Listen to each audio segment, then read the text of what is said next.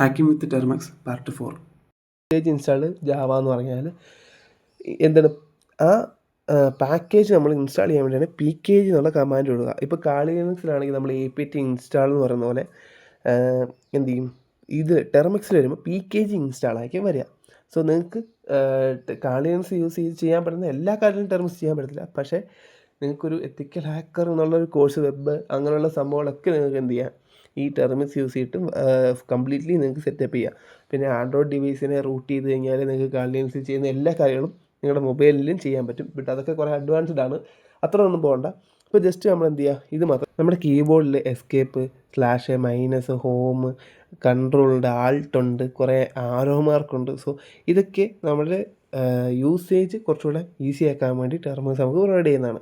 So ചില സമയങ്ങളിൽ additional കീബോർഡൊക്കെ install ചെയ്താൽ ടെർമിക്സ് കുറച്ച് വർക്കാകാൻ പാടാണ്. അതായത് നിങ്ങൾ ഇൻബിൽഡ് ഇതല്ല യൂസ് ചെയ്യുന്നത്,